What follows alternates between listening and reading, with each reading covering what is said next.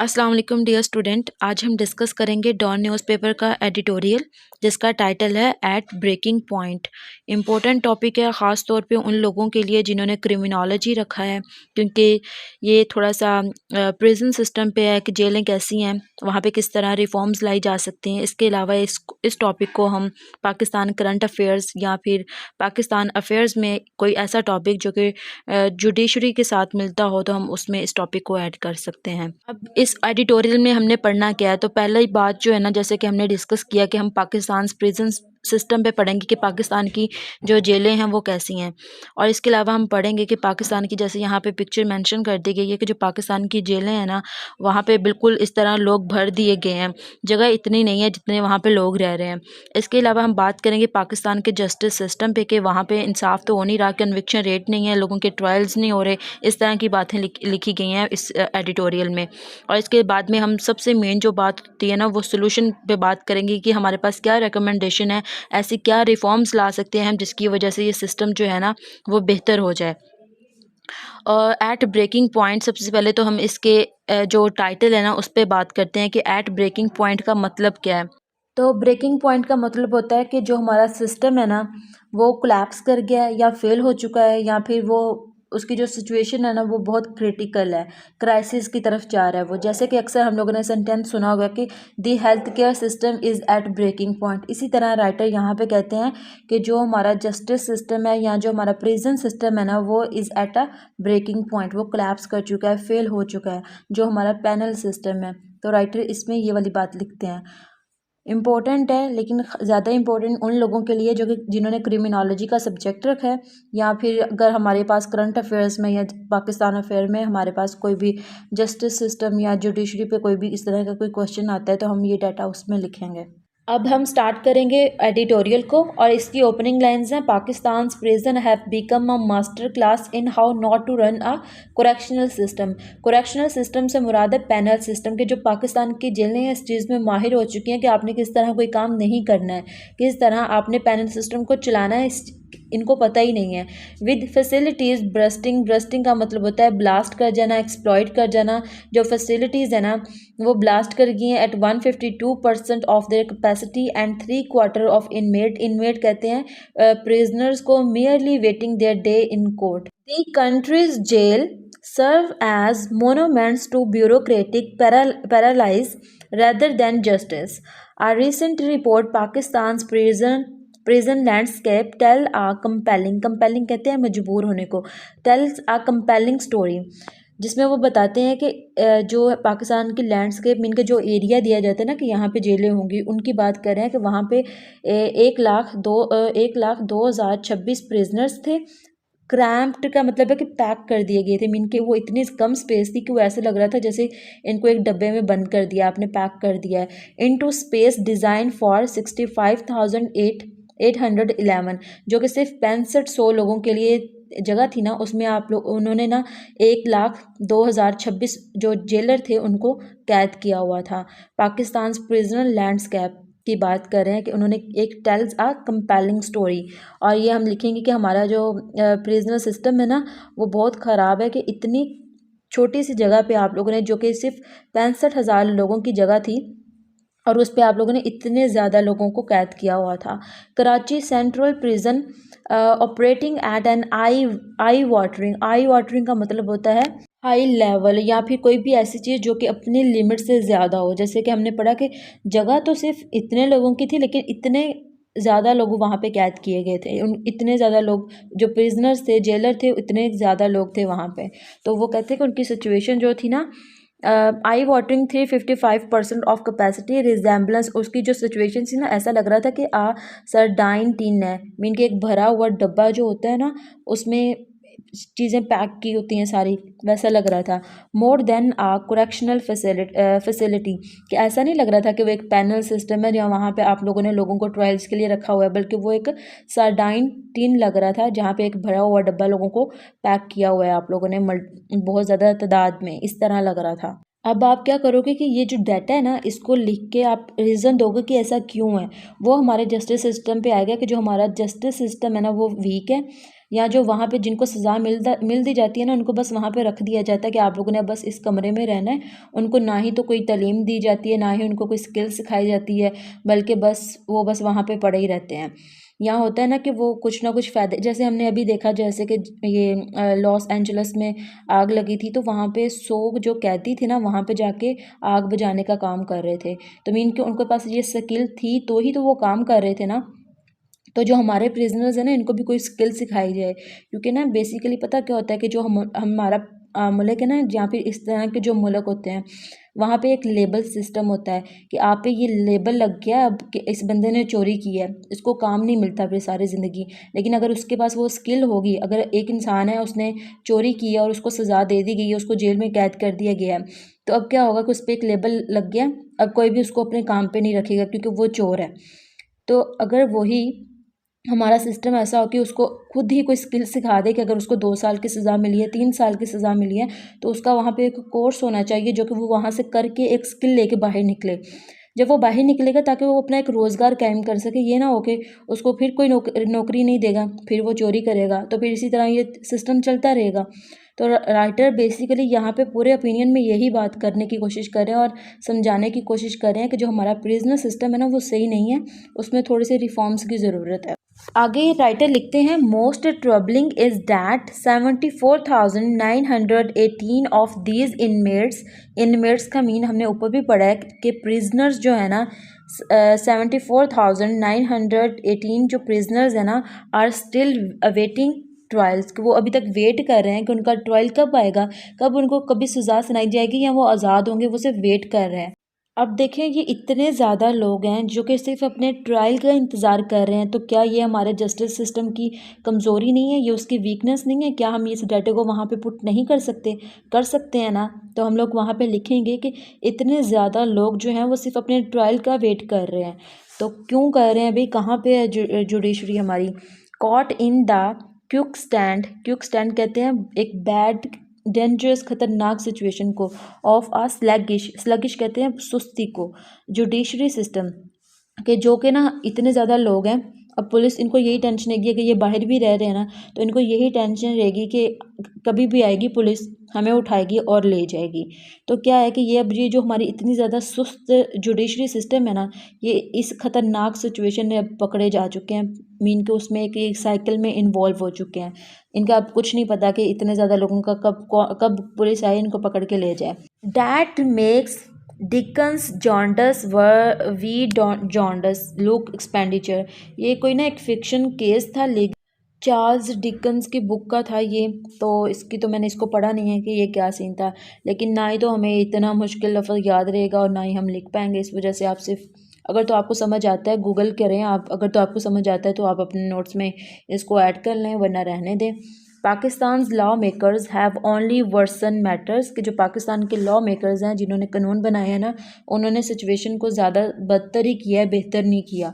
The 2022 amendment to the control of narcotics mean कहते हैं जो लोग, ऐसे लोग जो ड्रग्स लेते हैं या फिर ड्रग से रिलेटेड सब्सटेंस एक्ट था ना, जो विच एक्ट पैरोल्स एंड प्रोबेशंस, प्रोल कहते हैं बेल को, एक्सेस कहते हैं डिस्चार्ज करना। अब ये जो एक्ट था ना 2022 की अमेंडमेंट का, to the control of narcotic substance act, ये कहता था कि आप डिस्चार्ज कर दो लोगों की बेल लेके जो लोग ड्रग ऑफेंडर्स हैं। Options for a drug offenders have achieved precisely what may first year criminology student could have predicted, a surge mean इजाफा होना in incarceration कहते हैं कस्टडी को या फिर कैदियों का। अब अभी जो हमने अमेंडमेंट पढ़ी थी ना 2022 की, control of narcotic substance act की, ये आपको पता होना चाहिए, क्योंकि ये वाला टॉपिक जो है ना, हमें ड्रग्स पे कोई ऐसे भी आ सकता है, क्योंकि ड्रग्स आजकल लोग बहुत ज़्यादा ले रहे हैं, इस वजह से हमें पता होना चाहिए कि इस तरह का कोई भी हमारे कानून में एक एक्ट है। और इसका क्या था कि आप लोग जो हो ना, वो बेल लेके इसमें से निकल सकते हो। लेकिन अभी जब हम रिपोर्ट पढ़ेंगे ना कि पंजाब में कितने ज़्यादा लोग जो हैं सिर्फ जेलें इसी वजह से भर दी गई हैं, ड्रग रिलेटेड इम्प्रिजनमेंट है, तो हम ये चीज़ पढ़ेंगे, तो फिर हम कहेंगे कि ये भी एक जस्टिस सिस्टम है जिनको पता ही नहीं है कि भाई इस पर बेल हो सकती है, आप बेल लें और उनको रहा करें, क्यों जेलें भर रहे हैं। इन पंजाब अलोन इन पंजाब की अब बात हो रही है कि सिर्फ पंजाब के अंदर alone drug related imprisonments account for nearly 30% of the prisons population. ये जितनी अभी हमने ऊपर पॉपुलेशन पढ़ी है ना कि इतने ज़्यादा लोग कैदी हैं, उसमें से 30% सिर्फ पंजाब में ड्रग रिलेटेड कैदी हैं। तो ये बहुत बड़ी तादाद है। Behind the prisoners war condition, अब हम बात कर रहे हैं कि जो प्रिजनर सिस्टम हमारी जो जेलें हैं ना उनकी कंडीशन क्या है बेसिकली में। अब उनकी कंडीशन पढ़ेंगे कि वो किस हालत में रह रहे हैं। इतने ज़्यादा लोग होंगे तो पहले हम इस बात का अंदाज़ा लगा रहे हैं कि वहाँ पे तो उनको सांस भी नहीं आ रहा होगा। Behind the prisons war condition would make a medieval jailer blush. Medieval कहते हैं बहुत एक ओल्ड फैशन सिस्टम है। इन मेयर्स मीन कैदी नेविगेट डायरेक्ट करते हैं या इशारा करते हैं किसकी तरफ, an obstacle course of unhygienic condition, कि वहाँ पे जो कंडीशन है वो बहुत अनहाइजेनिक कंडीशन में रह रहे हैं, वहाँ पे सफाई सुथराई नहीं है, डर्टी वाटर है, मीगर फूड है, एंड एक्सप्लॉयटेशन लेबर प्रैक्टिस है, family visit and legal consultations are treated as luxury items rather than the basic right. कि अब जहाँ पे इतनी ज़्यादा बुरी कंडीशन है, अनहाइजेनिक कंडीशन में रह रहे हैं, अजीब सा वो खाना खा रहे हैं, डर्टी पानी पी रहे हैं और इसके अलावा मार खा रहे हैं। फैमिली अगर विज़िट करना आती है तो उसको आप बेसिक राइट नहीं कह रहे हो, आप कह रहे हो कि वो बंदा अय्याशी में रह रहा है, वहाँ पे तो सुकून है। तो ये हमारे प्रेजेंट सिस्टम की हालत थी। और अब हम पढ़ेंगे कि इसका हल क्या है, जो कि हम जो एज अ कॉम्पिटिटिव एग्ज़ाम हमें ज़्यादा बात का सोल्यूशन का पता होना चाहिए कि अब ये मसला तो है लेकिन इसका हल क्या है। तो अब हम इसके हल पे बात करेंगे कि the solution are not rocket science, कि ये कोई रॉकेट साइंस नहीं है, इतना मुश्किल नहीं है कि जिसको आप सोल्व ही ना कर पाओ। सिंपल सी बात है भाई कि अगर आपके पास कानून है कि आप बेल लें, जो लोग इनसे ड्रग्स लेते हैं उनको बेल लें और छोड़ दें। 30% तो आप लोगों ने इस बात पे भर के रखी हुई हैं जेलें, तो इनको निकाल दें सबसे पहले, तो हमारी जेलें खाली हों। जैसे कि हमने ऊपर पढ़ा था ना कि जो पाकिस्तान की जेलें हैं वो बड़ी ओल्ड फैशन है, तो राइटर यहाँ पे ना हमें एक मॉडर्न 21st सेंचुरी का एक सोल्यूशन देते हैं कि Pakistan must first drag its pre trial detention system into the 21st century. की जैसे कि अब हमें पता है कि हम 21st सेंचुरी में रह रहे हैं, तो जो एक प्री ट्रायल सिस्टम है ना वो होना चाहिए। कस्टडी से लेने से पहले, जेलों में डालने से पहले एक ये सिस्टम होना चाहिए ताकि आपको पता चल जाए कि किसको जेल में रखना है, किसको नहीं रखना है। The practice of tossing people behind bars of minor offences does not make any sense. अब देखिए जो छोटे छोटे लोग गलतियां करते हैं, हम गलतियां ही कहेंगे, उनको किसी ने सिग्नल तोड़ दिया है, किसी ने जो है जैसे ड्रग्स का इस्तेमाल कर रहा है, इस तरह की छोटी छोटी गलतियां हैं जो कि वैसे तो ये गलतियां ही हैं, जुर्म ही हैं, लेकिन ये हमारे लिए कॉमन बन चुके हैं इतने ज़्यादा कि इसको हम गलती कंसिडर ही नहीं करते हैं। तो क्या है कि इनको लिए आप जेलों में ना डाल दें, इनको फ़ौरन इनकी बेल लें, ऐसी कोई रिफॉर्म्स करें जिनके उनसे आप बेल्स लें और उनको रहा कर दें, और वो जो बेल के पैसे होंगे वो बाद में इन्वेस्ट करें उनके इंफ्रास्ट्रक्चर पे। The practice make not any sense not make any sense. A proper bail reforms package paired with readily available legal aid could thin the crowd considerably। कि जब ये ऐसे काम करेंगे कि छोटी छोटी गलतियों पर सबको जेलों में नहीं डालेंगे, बेल रिफॉर्म्स करेंगे, तो क्या करेंगे ये जो क्राउड है ना ये कम हो जाएगा खुद ब खुद जेलों से। Alternative sentencing desperately need a seat at the table. Community services programme absent from Pakistan penal menu. जैसे हमने ऊपर बात की थी ना कि जब मैंने आपसे कहा था कि लॉस एंजल्स में आग लगी तो वहाँ पे 100 कैदी जो थे ना उन्होंने रहा कर दिया कि आप वहाँ पे जाके काम करो। तो वहाँ पे उन्होंने जब काम किया तो उन्होंने एक कम्युनिटी सर्विसेज प्रोग्राम मीन उन्होंने एक लोगों को सर्व करने में जो है ना अपने स्किल को इस्तेमाल किया, लोगों के फ़ायदे के लिए इस्तेमाल किया। तो पाकिस्तान में ये बिल्कुल उसके मेन्यू में है ही नहीं कि आप लोग कुछ कोई स्किल्स सिखाओगे उनको, कोई एक्टिविटी करोगे, कुछ भी नहीं है ऐसा। could offer a more sensible approach for minor offender while giving overcrowded cells some breathing room। The Pakistan's prison rule of 1978 have aged about as well as Telegram in the age of smartphones and cry out for modernizations across all provinces। जो पाकिस्तान का prison rule है 1978 का, वो बहुत पुराना आ चुका है। अब ऐसा ही है कि हम स्मार्टफोन के ज़माने में टेलीग्राम को इस्तेमाल करें और पाकिस्तान का जो ये प्रिजन सिस्टम है ना, इसको मॉडर्नाइजेशन की ज़रूरत है।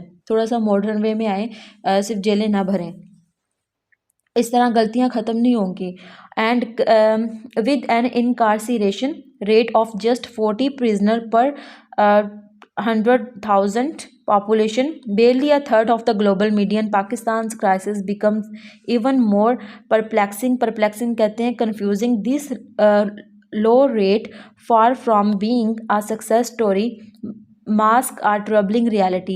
A justice system too overwhelmed to process case effectively, with informal dispute resolution filling the vacuum that such a modest caseload has still managed to overwhelm the prison system speaks volume about the structural deficiency.